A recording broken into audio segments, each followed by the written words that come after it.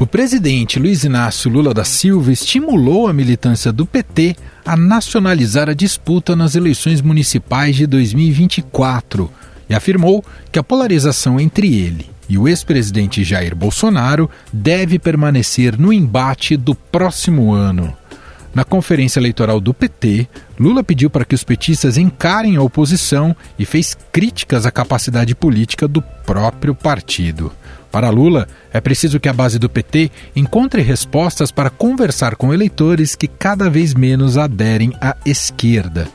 Lula mencionou especialmente 4 grupos: evangélicos, pequeno e médio empresário, classe média e agronegócio. O PL de Jair Bolsonaro poderá chegar às eleições municipais com mais de 879 milhões de reais em caixa provenientes dos recursos do fundo eleitoral. Com isso, e mais o ex-presidente como cabo eleitoral, a legenda pretende aumentar seu número de prefeituras e vereadores no Brasil, como forma de manter o bolsonarismo vivo. Ao menos 10 dos prefeitos de capitais de diferentes partidos que devem tentar a reeleição se alinharam a Bolsonaro durante o mandato dele na presidência. O presidente do PL, Valdemar Costa Neto, afirmou em nota que as estratégias para 2024 são segredo de Estado. Já a centro-direita liberal está se movimentando para ter um projeto que possa chamar de seu em 2026. O plano pretende reorganizar grupos do antigo PFL, o DEM, mas está aberto ao PSDB e PP, e acena principalmente aos tucanos de centro, que viram o partido minguar nos últimos anos. São ideias e propostas para serem defendidas por esse grupo ideológico que ficou à margem da política nacional com a polarização registrada nos últimos anos entre PT e o bolsonarismo. Afinal, o que podemos esperar das eleições municipais? Lula e Bolsonaro podem fazer a diferença no pleito? Para falarmos sobre este assunto, vamos conversar com o cientista político e diretor de projetos do Movimento Voto Consciente, Bruno Silva, e com o coordenador de política do Estadão em São Paulo, Ricardo Correia. Olá, Bruno, tudo bem? Fala, Manuel, sempre uma alegria conversar contigo e com toda a tua audiência. Tudo jóia, e você? Tudo bem. E está com a gente também o Ricardo Correia, coordenador de política do Estadão em São Paulo. Olá, Ricardo, como vai? Olá, tudo bem, Manuel, Bruno, todos que nos acompanham. Prazer sempre participar com vocês. Vou começar aqui o nosso bate-papo, a nossa conversa, pegando um pouco do gancho da análise feita por lideranças do PT e pelo próprio presidente Lula na conferência do partido realizada agora em dezembro. Ali houve um consenso, uma avaliação que a eleição 2024, deste ano, de 2024, manterá a polarização entre Lula e Bolsonaro.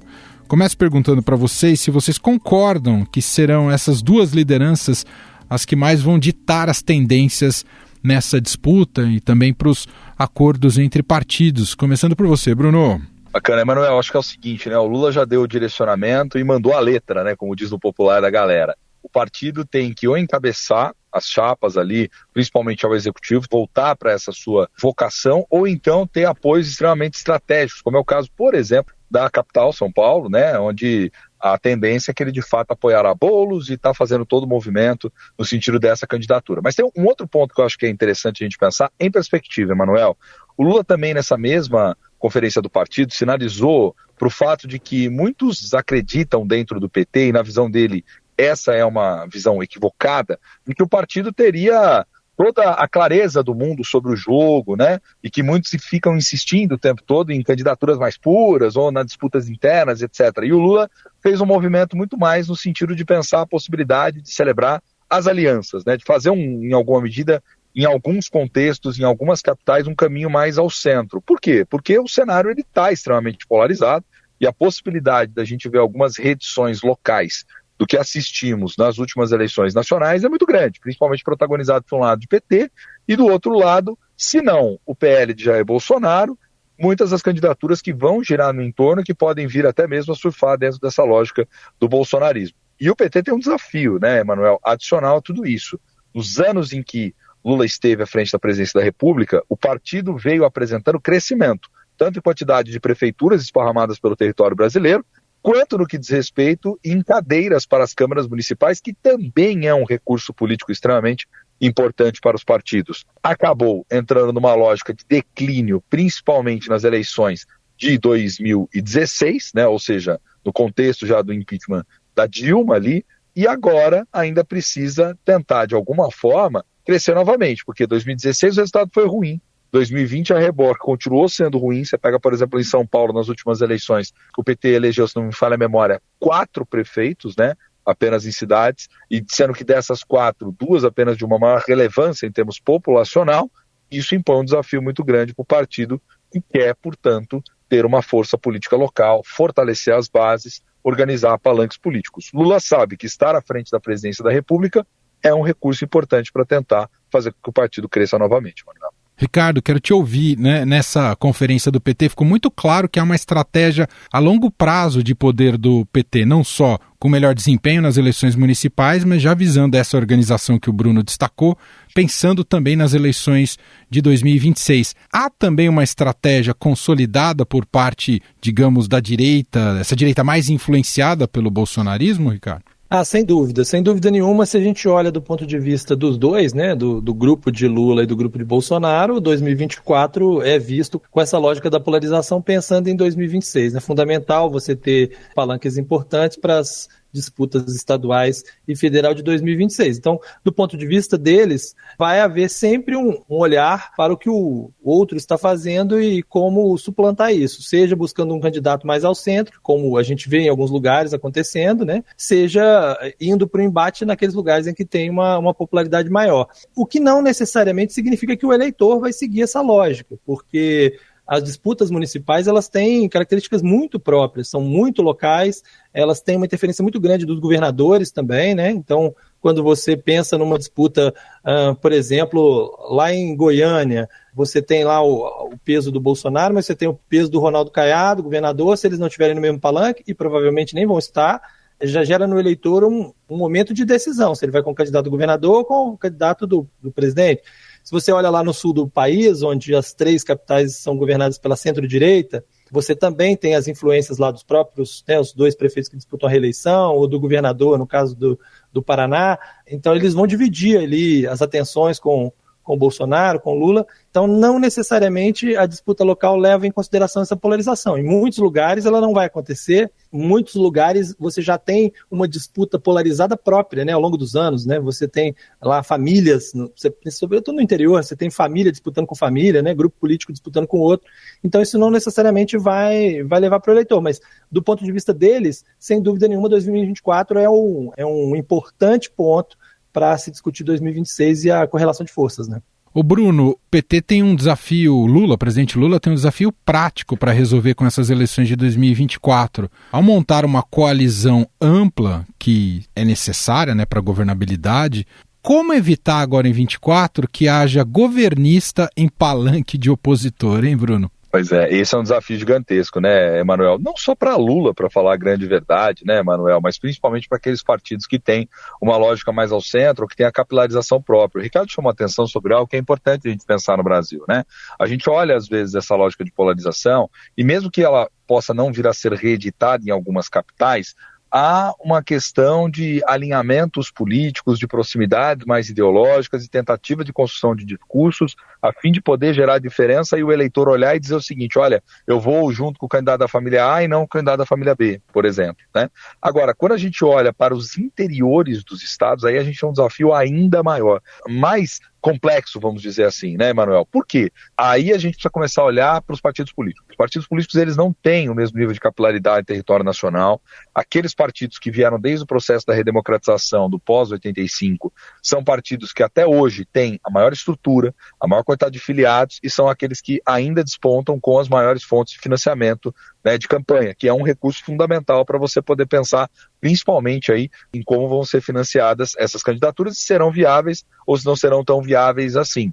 Tem alguns partidos, por exemplo, que a gente começa a ver alguns caciques fazendo movimentos que são movimentos de atração de algumas figuras, porque fidelidade partidária, em se tratando muitas das vezes em eleições municipais esparramadas pelo território, não é o forte dessa galera, né, Manuel? E aí depende muito mais dos atrativos do momento. Por exemplo, o PL tem um caixa gigantesco, assim como a União Brasil também tem um caixa muito grande. Então, isso inevitavelmente pode fazer com que muitas lideranças, e aí o papel de deputados federais, e aí o papel de senadores, e aí o papel de deputados estaduais, no sentido de tentar, de alguma forma, galvanizar apoio e trazer essas figuras para dentro das fileiras. O que torna, às vezes, a nossa análise um tanto quanto mais difícil de se precisar. Né? Por isso que eu falo, às vezes é o alinhamento ideológico, às vezes é o debate mais específico que vai tentar opor de alguma forma Lula, vamos dizer assim, capitaneando o apoio do PT, e o outro bloco político mais à direita. Por quê? Porque até mesmo em lugares onde eles não tiverem candidaturas próprias, vai ter uma pressão por justamente você ter essa distinção. E o PT tem uma vocação executivista municipal. Não quer dizer que vença as eleições, mas quer dizer que em todos os lugares, sempre que possível, lança candidato. O mesmo, de alguma forma, PL, todos os demais partidos têm feito, né?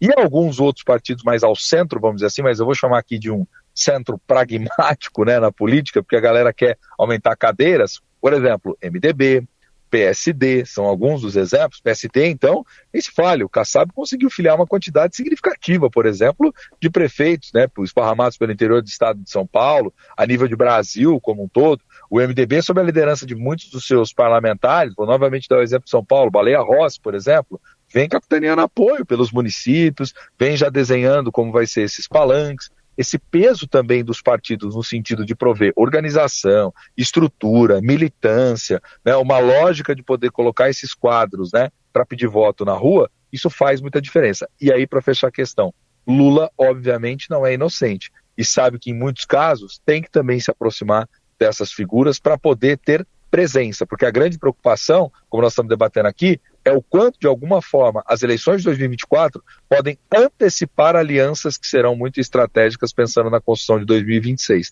Até porque em cidades onde existia essa proximidade maior do governo federal, fez diferença para o PT. Vide, por exemplo, interior de Minas, como foi o processo de eleição e de votação e que foi decisivo, né, nas últimas eleições nacionais. Vide, por exemplo, o interior do estado de São Paulo, a diferença de votos. E por aí vai, se a gente continuar pensando a nível nacional. Ricardo, você destacou, e muito bem, e é por isso que é difícil analisar de maneira estanque eleições municipais, porque, claro, cada cidade tem seus próprios desafios, suas particularidades, seu contexto, né, a disputa política local, mas pensando especialmente nas médias grandes cidades, nas capitais, há também uma federalização, né, do debate vinculado aos grandes temas da sociedade brasileira, mesmo que muitas vezes nem seja a vocação dos municípios atacar aqueles temas. Cito, por exemplo, um recente aqui em São Paulo, quando a Tabata Amaral começou a falar especialmente sobre segurança pública após ser vítima de um assalto. Eu faço essa pequena introdução para te ouvir sobre que temas federais do país que vão invadir diretamente eleições municipais que você imagina ou já dá para mapear. Segurança pública pode ser um deles, Ricardo? Sem dúvida, né? Principalmente nas grandes cidades, a questão da segurança pública, ela, ainda que seja uma atribuição primordialmente estadual, né?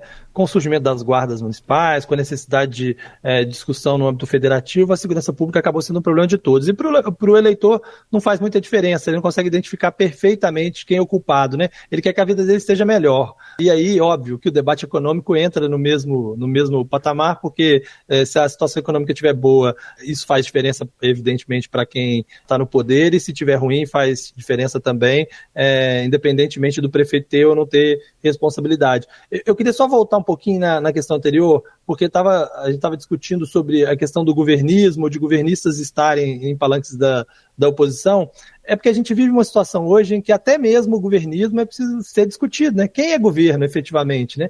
Se você pega o PT, por exemplo, você tem ali os que estão federados ao PT, né? O PCdoB, o PV, o PSB, que o PT talvez consiga fazer uma articulação ali, combinando de não lançar candidato lá em Pernambuco, normalmente é o que acontece, né? Nessas negociações com o PSB, algum lugar ou outro. Mas você tem outros partidos que estão no governo, mas que não são exatamente governo, né? Você tem a União Brasil, que cogita ser uma alternativa à direita no futuro. Você tem o MDB está no governo, 3 ministérios, mas Ricardo Nunes, por exemplo, não é governo. Então, se você tem governistas que não são governistas, né? O PSD, que também pretende ter uma alternativa em 2026, com o Ratinho Júnior, ou com o próprio Tarcísio, né? Fala-se da possibilidade de Tarcísio ir o PSD, e esses que entraram agora, o PP, o Republicanos, eles são uma base meio que de ocasião, né? Então, na disputa eleitoral não tem como você cobrar fidelidade, sendo que nem no Congresso você tem conseguido fidelidade, né? E isso torna essa situação ainda mais bagunçada, vamos dizer assim, nas eleições municipais para definição de apoio. Agora, sem dúvida, uma coisa que o professor falou bem sobre a questão do PT ter essa vocação, né, de querer lançar candidato, né, de ter essa hegemonia na esquerda, de fazer questão de lançar, mas a gente sabe que uma coisa é o PT se colocando e outra coisa é o Lula sendo pragmático e olhando para 2026. Que aí quando chega na hora que a decisão cai na mão do Lula e pelo menos nas grandes capitais ele diz, não, é aqui, nós vamos cumprir o acordo com o PSD, por exemplo, talvez em Belo Horizonte, embora hoje tenha um nome, aqui nós vamos cumprir aquele acordo com o PSOL, né, no caso de São Paulo, para ver lá na frente, e aí é o Lula que vai conseguir acalmar um pouco essa ânsia do PT aí pelos cargos de executivo, né? Bruno, te ouvi um pouco sobre esse leque temático também que pode aparecer de maneira mais preponderante nessas eleições. O que você acha que está na agenda do eleitor? Claro que em eleição municipal, tudo aquilo que é muito concreto, né, aquilo que faz o trajeto do eleitor para o emprego, para a casa dele, como está a rua dele, tudo isso tem um peso muito grande na hora do voto. Mas para além disso, até contextualmente, o que deve estar na agenda desse eleitor em 2024? Eu acho que tem uma série de questões que elas entram independente da eleição, independente do contexto, né? Só para pontuar, por exemplo, obras de infraestrutura como um todo, é um tema essencialmente municipal, então a qualidade do asfalto, se tem ou não tem recapeamento, se o serviço está chegando ou não está chegando com qualidade, se a rua está muito esburacada ou se ela está numa situação mais agradável. Isso linka também de alguma forma com o próprio tema da mobilidade, que é um tema cada vez mais importante e principalmente olhando para o cenário de municípios maiores, né, Manuel? Novamente, é difícil a gente precisar uma única temática porque nós estamos falando de uma diversidade gigantesca, claro, né? Quando a gente entra nessa categoria município, nós estamos falando desde Borá, com seus 800 e poucos habitantes, até, né, uma metrópole como São Paulo, por exemplo, com seus milhões e milhões de habitantes. Mas, dentro dessa lógica, eu acho que alguns temas se destacam. Então, obras de serviços públicos certamente sempre aparece. A questão da saúde também é sempre uma demanda muito grande, qualidade de atendimento, se tem médico ou não tem, se está tendo o remédio no postinho ou se está faltando. A própria educação, demanda por creche, né, por exemplo, que é um assunto sempre muito local, qualidade da educação como um todo, muitas vezes, a depender do nível de organização do município até, dos próprios servidores, né, pressões que aparecem no debate político sobre esse assunto, vai melhorar ou não vai melhorar a qualidade da vida do professor, vai melhorar ou não vai melhorar a qualidade de vida dos enfermeiros, por exemplo. Então, essas são temáticas que tradicionalmente sempre aparecem. Agora, eu penso que tem algumas que, por vezes, até exorbitam em muito a esfera do próprio município de atuar diretamente, mas que são temas da sociedade e que, inevitavelmente, aparecem no debate. Por exemplo, a gente vem cada vez mais falando de meio ambiente. Então, a depender do caso, do contexto, se é um lugar onde você tem uma quantidade de recursos naturais significativos, ou que tem sofrido muito em virtude de seca ou de chuva extrema, né? Então, eu acho que esse é um tema que, inevitavelmente, vai entrando, lógico, não na velocidade como esses outros temas mais concretos, mas vai entrando na agenda, vai entrando na pauta também, porque ele está diretamente vinculado a uma necessidade direta do município. O próprio tema da segurança pública, né, que é um tema de caráter muito mais estadual e que necessita de articulação a nível federal para você poder enfrentá-lo de modo incisivo, é algo que os municípios estão sendo cada vez mais cobrados também, né, por parte aí dos eleitores, por parte dos munícipes, daqueles que pagam os seus impostos. Então eu penso o seguinte, Manuel, tem essas clivagens regionais, tem as temáticas que são específicas, assistência social, por exemplo, é um tema que veio crescendo muito no Brasil, sobretudo porque nós passamos por um período pandêmico onde muitas pessoas perderam emprego, agora mais recentemente estão começando a se recompor, mas a pressão sobre os gestores públicos locais, sobre prefeitos, sobre vereadores, né, para conseguir cesta básica, conseguir atendimento, vincular políticas públicas nacionais que possam de alguma forma servir para alento para essas famílias, são temáticas que acabam entrando inevitavelmente nesse processo de discussão eleitoral. Acrescentaria, Emanuel, diga, Ricardo. Eu acho que são temas que são bem desse momento, né? Eu acho que a gente vai ter um debate maior sobre saneamento básico por conta das mudanças das mudanças que nós tivemos no marco do saneamento e até pelo fato de que a gente está discutindo participação da iniciativa privada em vários estados, não é só em São Paulo com a Sabesp, mas em Minas com a Copasa, em vários outros lugares, assim como também na questão da energia. Então, eu acho que esses dois temas, a discussão sobre saneamento básico e o quanto vai ser papel de cada um, né? E também a discussão sobre parcerias público-privadas, que em alguns municípios já funcionam até em áreas que normalmente não funcionavam, como, por exemplo, na educação, você já tem várias parcerias público-privadas em educação município afora. Imagino que isso também, esse debate sobre privatizações, é um debate que vai entrar na esfera municipal nas eleições de 2024. Tem toda a razão. E aqui eu aproveito até para a gente já entrar no cenário de São Paulo, porque são temas que tendem a colocar em lados opostos os principais candidatos concorrentes até aqui. É muito cedo, evidentemente, mas temos aí o próprio prefeito, o Ricardo Nunes, e o Guilherme Boulos. E aí, quando você pensa um tema como privatização, você tem uma divisão ferrenha. E nesse aspecto social também, né? Houve um crescimento muito grande de moradores de rua aqui na cidade de São Paulo. Imagino que isso vai determinar muito também vários dos debates que vão ocorrer ao longo do período eleitoral aqui em São Paulo. Quero te ouvir vocês dois um pouco do cenário paulistano para as eleições. Sempre é uma base importantíssima para pensar também o que será a eleição de 2026. Bruno, começando por você. Se a gente parar para pensar, Emanuel, o que acontece? Tem muita água para rolar embaixo da ponte, né? Vamos dizer assim. De repente acontece alguma novidade assim que muda o curso da eleição e aí as pessoas vão olhar e falar assim, poxa, mas vocês falaram lá atrás, tem uma tendência, enfim. Mas é importante mapear sempre isso, ter isso sempre claro, né? As circunstâncias mudam, as conjunturas mudam, mas se a gente observar do que está acontecendo até agora, a tendência é que São Paulo, por exemplo, vai ser dividida uma preferência eleitoral entre o mandatário, até por uma questão óbvia, ter o controle da máquina na mão é sempre um recurso importantíssimo, né? Para você fazer campanha, enfim, para você de fato tentar disputar o voto das pessoas, e do outro lado, Boulos, que nas últimas eleições municipais já havia surpreendido. Então a tendência, né, olhando para o cenário hoje, olhando para o que as pesquisas têm mostrado, daqueles candidatos que mais aparecem, que mais são lembrados, né? A gente está falando necessariamente de preferência de voto hoje, mas estamos falando justamente daqueles que mais aparecem na memória do eleitor e que, portanto, vai ser reativada essa memória, ficaria na minha visão entre Boulos e o próprio Ricardo Nunes de alguma forma, né? Agora, se a gente observar também essa questão dos temas que você colocou, aí é que vem uma exploração na construção das campanhas, acredito eu, no sentido de você construir narrativas que sejam muito narrativas alinhadas a essa lógica nacional.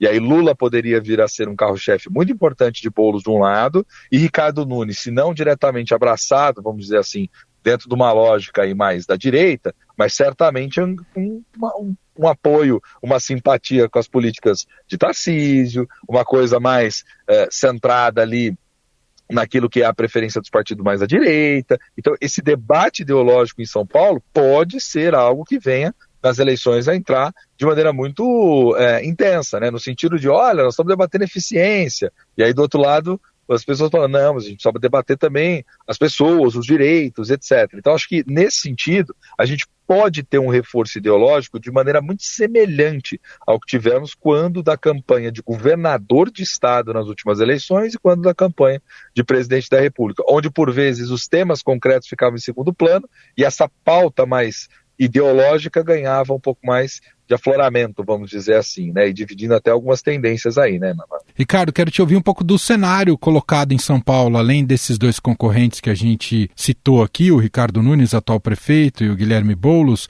mas também há outros, né, que já manifestaram esse interesse, são colocados como pré-candidatos, especialmente a Tabata Amaral, né, que pode ter o apoio do vice-presidente, o Geraldo Alckmin. Tem também aquilo que o Bolsonaro vai apoiar de fato, se vai ficar com o Ricardo Nunes ou se vai colocar o seu apoio em Ricardo Salles. Mas quero te ouvir um pouco sobre as construções de candidaturas aqui para a corrida em São Paulo, Ricardo. Concordo plenamente que há uma disputa polarizada hoje colocada entre Nunes e Boulos, né? Eles são os dois favoritos, um porque tem a máquina na mão, é o prefeito, é quem tem ali a capacidade de mobilizar as ações no ano eleitoral, e outro porque é o principal nome da oposição e certamente já vem aí de eleições, já tem um nome conhecido, tem o apoio do presidente da República, sem dúvida nenhuma é um candidato forte e difícil de ser batido.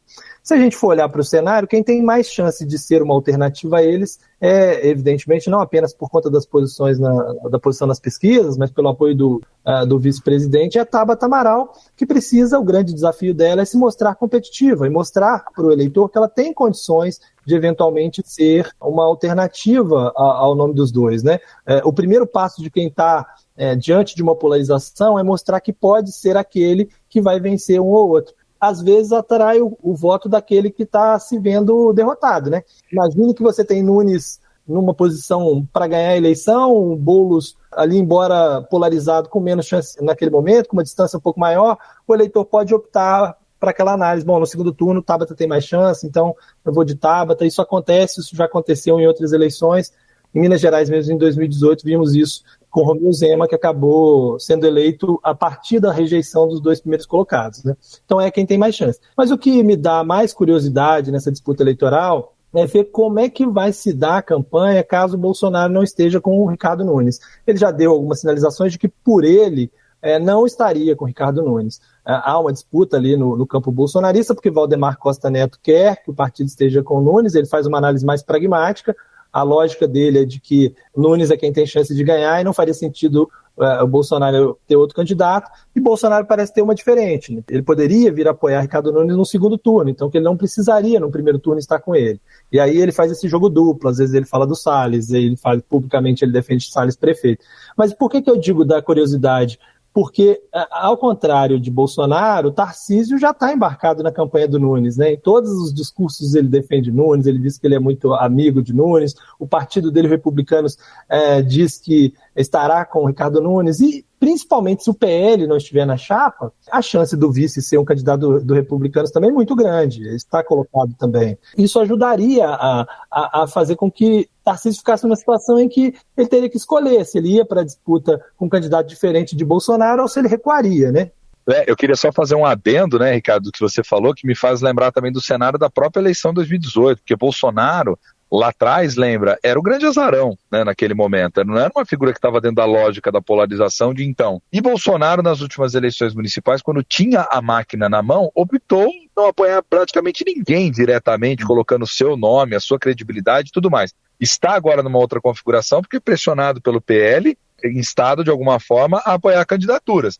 Mas dentro da lógica do bolsonarismo, muito do que a gente conhece, não seria um absurdo supor, por exemplo, que aos 45 do segundo tempo o Bolsonaro queira, numa lógica mais ideológica radical, colocar uma outra figura, um outro candidato, poderia ser Salles ou até mesmo uma outra figura para, de alguma forma, tentar conduzir as eleições radicalizando o discurso com Boulos ao lado de Lula e tentando, de alguma forma, pela negação, né, a Lula, a Boulos, a tudo que representaria, tentar, de alguma forma, repetir a fórmula de 2018, claro, sob conjunturas completamente distintas, diferentes, mas dentro dessa possibilidade de radicalização ideológica para a disputa, apostando no voto do eleitor que, de alguma forma, poderia ser conquistado por esse discurso. Nunes, ao contrário, tem uma lógica que é a de que ele sabe que o apoio de Bolsonaro pode lhe custar mais adiante, por conta da rejeição grande a Bolsonaro, mas ele não tem escolha no momento, a não ser impedir uma outra candidatura de direita.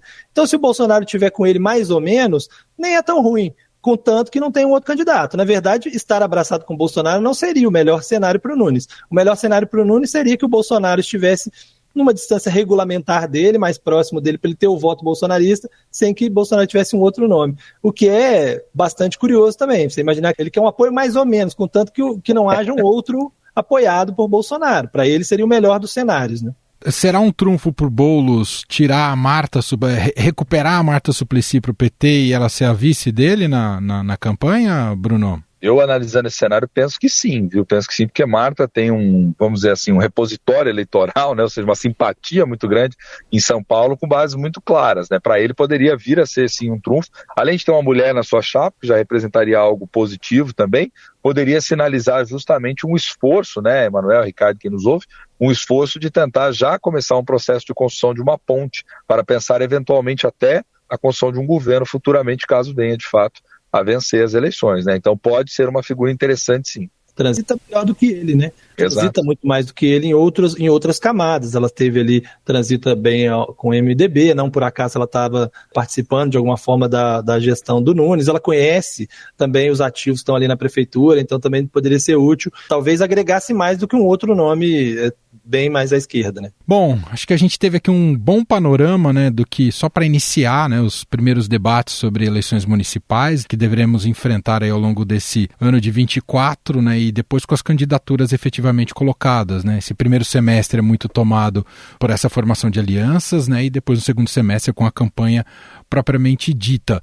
Só para fazer a última rodada, primeiro perguntar para você, Ricardo, que outra capital, outra cidade você elegeria para a gente ficar atento nesse momento, né, que ainda está muito numa fase de construção de campanhas, mas que você acha que é importante estar no nosso radar? Eu acho que vai ser muito curiosa a disputa em Belo Horizonte. Tem outras cidades que são bastante importantes que me geram curiosidade. Rio de Janeiro, me parece que o país, né, tem o apoio do Lula e vai ter um caminho mais facilitado. Lá no Nordeste tem alguns lugares que tem ainda curiosidade. Por exemplo, Fortaleza, se o prefeito vai conseguir emplacar o nome dele no PDT, porque lá tem uma briga grande, o Sarto contra o pessoal do Roberto Cláudio, então só a disputa do próprio PDT.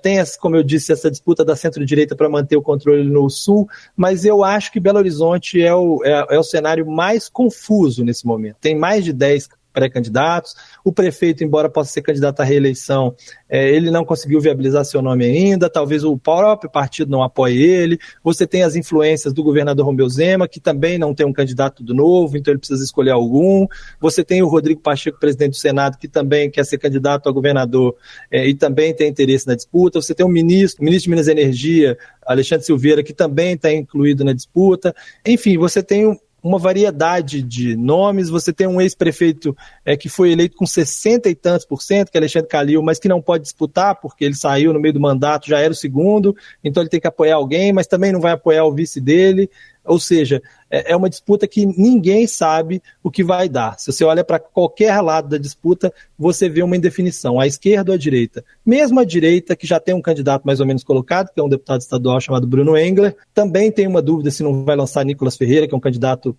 também forte por ter sido o deputado federal mais votado do Brasil. Essa indefinição faz com que esse cenário de Belo Horizonte seja bastante curioso. Eu também chamaria atenção para Salvador, que querendo ou não, é um reduto ali, né? A Bahia, como todo, é um reduto petista muito forte, né? E Salvador, até em função das questões de violência, tudo que a gente tem acompanhado, e a própria liderança de ACM Neto, pode ser um cenário muito interessante também da gente acompanhar. Quero agradecer os nossos participantes desse bom debate aqui para falar inicialmente, né? Um debate preparatório para a cobertura das eleições municipais. O Bruno Silva, cientista político, diretor de projetos do Movimento Voto Consciente. Obrigado mais uma vez, viu, Bruno? Imagina, eu que agradeço. Sempre uma satisfação conversar com você, com todos, né? Deixar um abraço também para o Ricardo. Alegria, conte comigo. E Ricardo Correia, coordenador de política do Estadão em São Paulo. Obrigado, viu, Ricardo? Eu que agradeço. Um abraço para você, Manuel, Bruno e para todos que nos acompanham. Estadão Notícias.